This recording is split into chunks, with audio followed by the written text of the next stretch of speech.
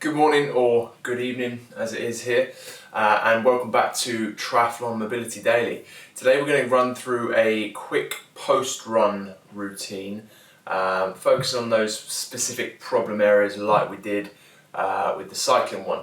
So I'm going to start off with, not this, but the foam roller.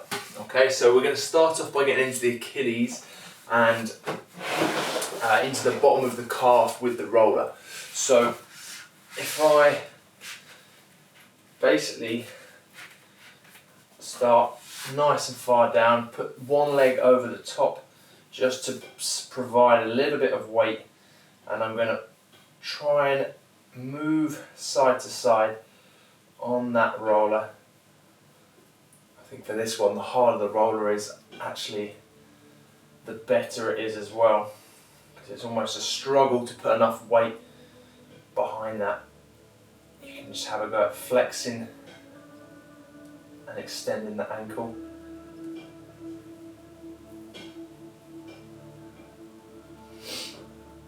And then start to move up a little bit, up the calf, flex it. Focus on the breathing, just notice what the breathing's doing as you get to those particularly tender spots. Try and just normalise that as best you can. I find that really sore for me when I extend the ankle. Plantar flex.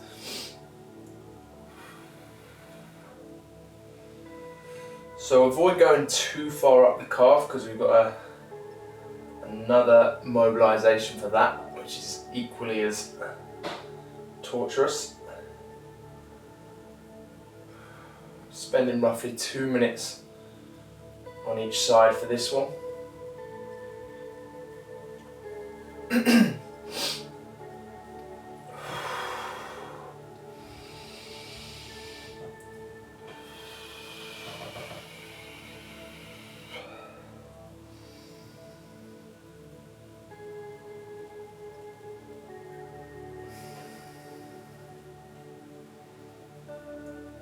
Feeling that fascia dynamic as you move back and forth with the foot, just feeling how that moves when you've got that pressure. Just feeling all that tissue doing its job to flex the foot. Good, let's go on to the other side.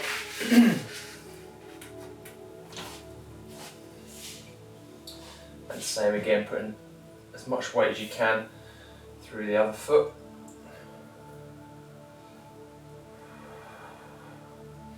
Starting by the Achilles, little side to side movements.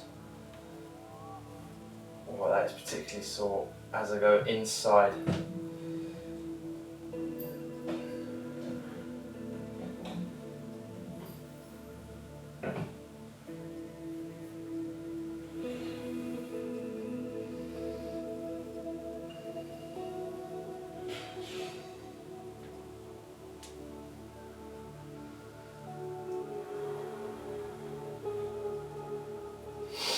So that post-cycling or pre-cycling video that we did the other day, very much focused on the hip and your anterior hip, so your hip flexor. And actually that's going to be really key in the run, or pre or post run as well, so we will cover that too. But actually I find that the real areas for me that need work after a long run, it's just a little bit further down that chain. Just around the knees.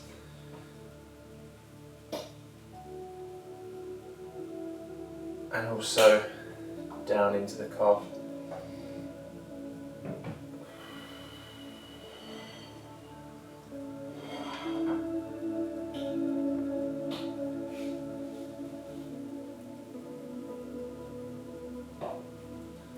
Good, just ever so slightly making your way up.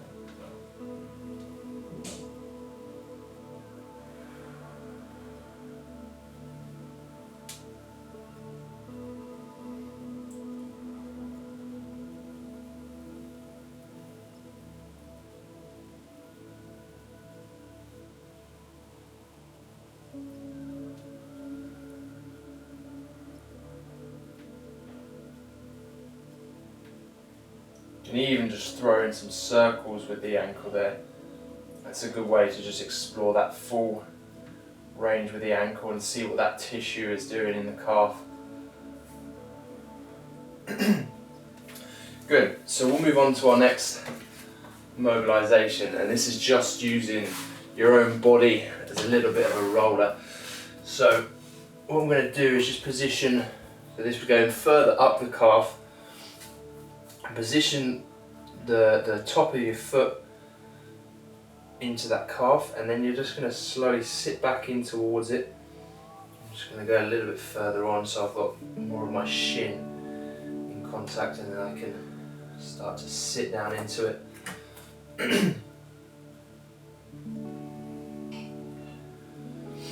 If this is too intense, then you can just instead grab the roller, go back onto it that way. I'm a little bit sadistic, so I quite like this method. So again, same thing, working your way around into those particularly sore spots.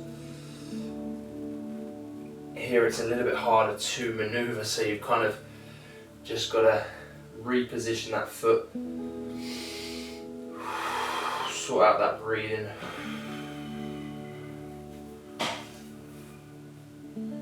You can go a little bit further, sort of this way with this foot, just so you're more on the shin as well. You can get further around that gastroc or that calf muscle.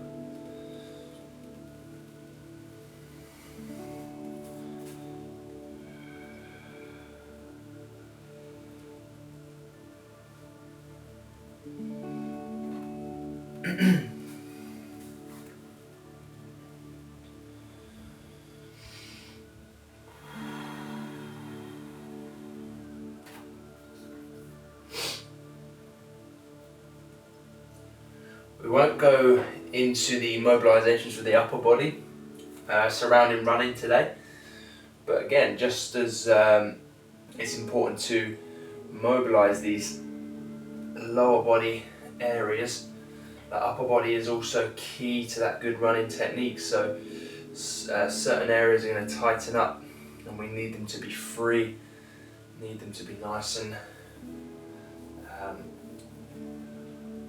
unrestricted in their range of motion.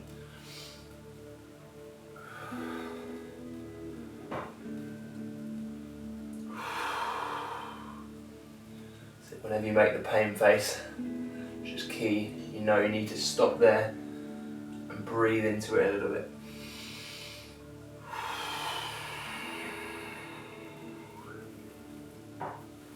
Good, so just moving on to the other side. Again, about 2 minutes on each side. I think we're going a little bit over here. See, I'm just being a baby here on my Iron Man tattoo. It's still a bit tender. Did I mention I did an Iron Man? Don't know if anyone knew.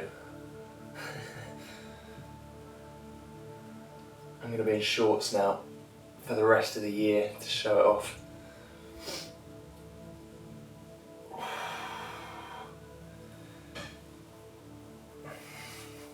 So make sure you are just focusing higher up on that calf muscle.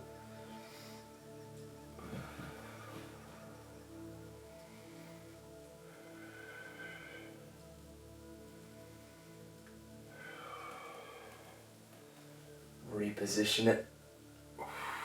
Sit back into it, ease into it. This one definitely a lot tighter, for me anyway.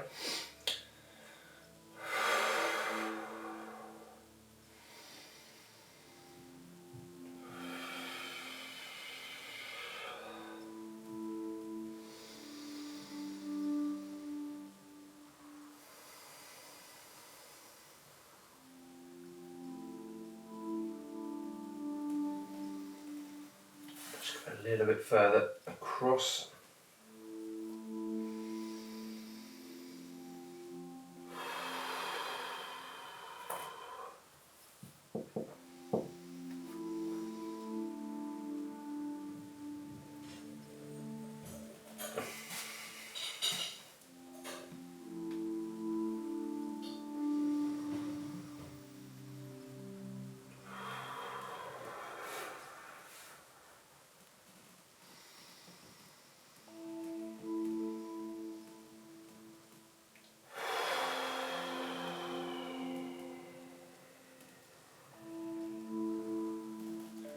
Good, so come off that when you're ready and we'll move on to that next mobilisation.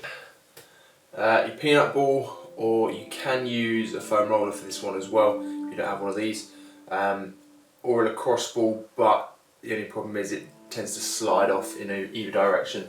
So I'm going to go face down and just position it just above the knee, so kind of on the VMO, and then the good thing about the peanut ball is it will straddle both sides of the knee. So from there, I can, if I want to, just cross the legs over. I'm just going to stay like that for now.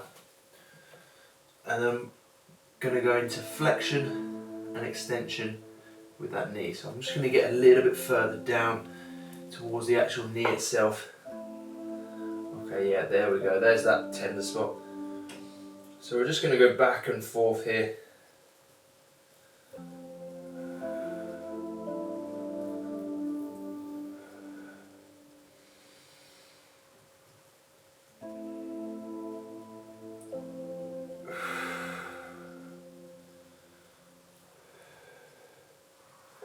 So even a good running technique is going to have sort of a degree of torsion around the knee. So basically what I mean by that is your knee twists, you know, as you twist and turn on your run, or if your foot strike is just slightly off, your knee is undergoing all these forces which cause this connective tissue around it to just tighten up.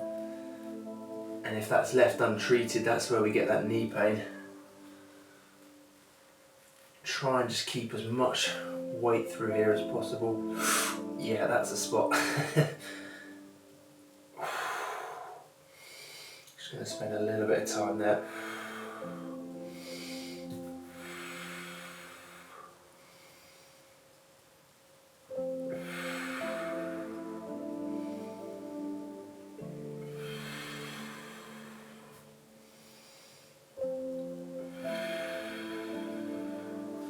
The beauty of this one is that you can just fully control it and how much weight you are putting in there.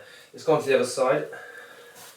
I'm not going to venture too far up that quad, but we'll finish off with a little couch stretch.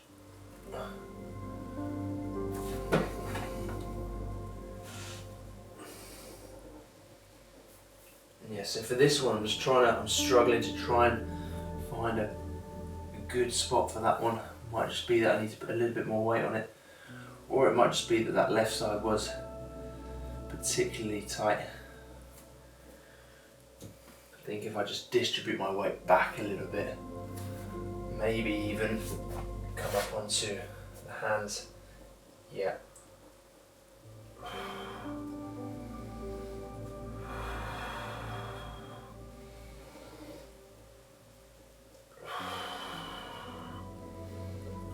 Almost twist it around a bit as well, just explore all different angles.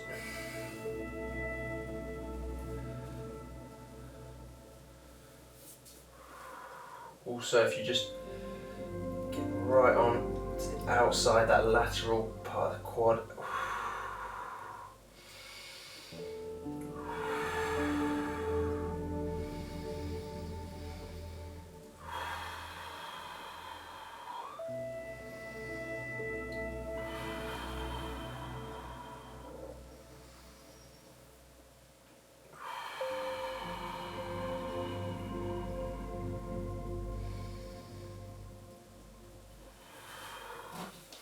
excellent. Okay, put that to one side again, and we're gonna use this raised surface, this sofa in this case, to just position into a nice hip flexor stretch. First of all, we're gonna start on the floor. Okay, so the idea is that you start low and we're gonna work our way up and just change where we feel that stretch.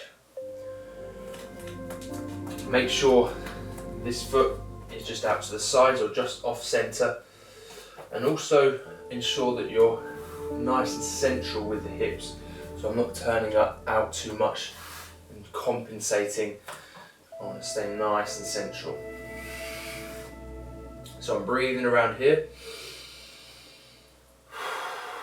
Again, always refining my position, so I'm just gonna shuffle back a little bit.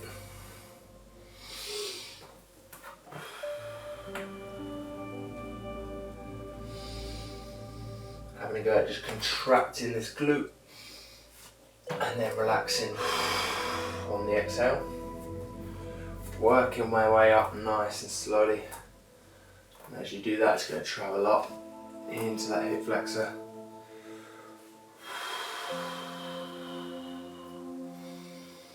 I just have to get used to it there with the breath for a moment.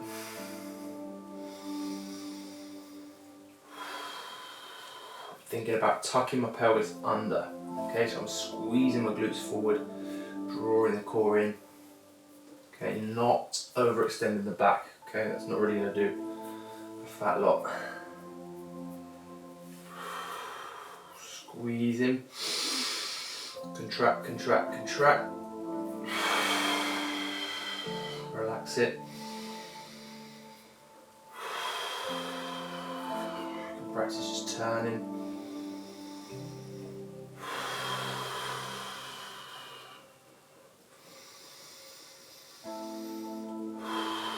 Just go for another one of those. Let's contract.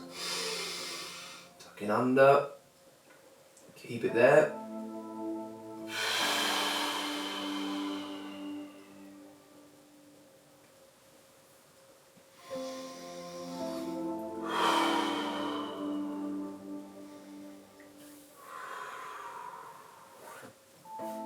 Okay, work your way out of that one.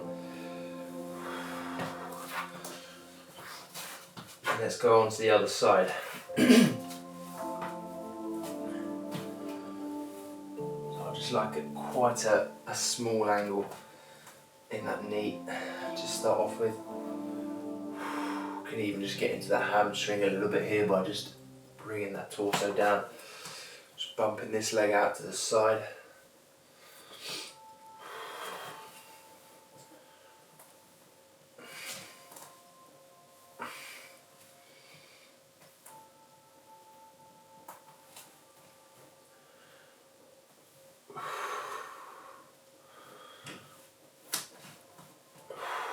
Working my way back again, and it's slowly coming up.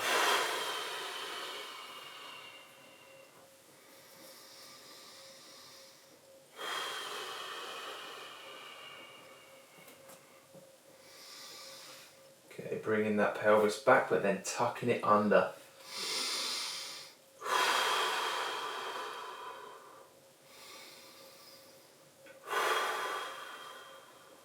Big contraction in that glute. Keep it held, keep it held. Make sure you don't lose that tension. Relax into it. You start to see that relationship between the pelvis and the length of the hip flexors as well. So if those hip flexors are overly tight and you're not giving them much attention, then it's no wonder that people's pelvis just gets almost drawn into this anteriorly rotated position. Causes all kind of havoc with the lower back as well. It'll move around in there. If you do have any knee pain here or anything, just feel free to pop a cushion underneath the knee.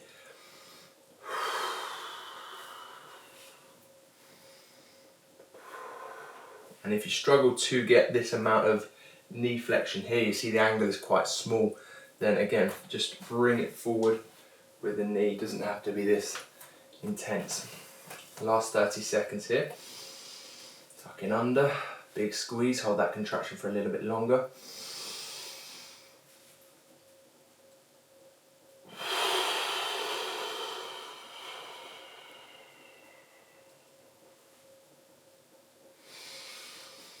Twisting in.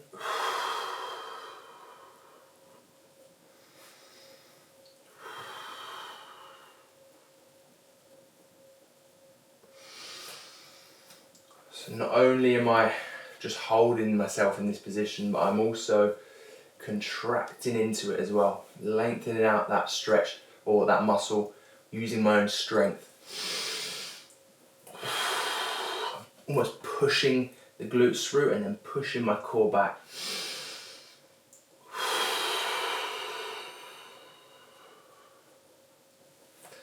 Excellent. Bring yourself out of that one nice and slowly. And that's it for today, guys. Hopefully that has really just loosened those muscles up a little bit after that run.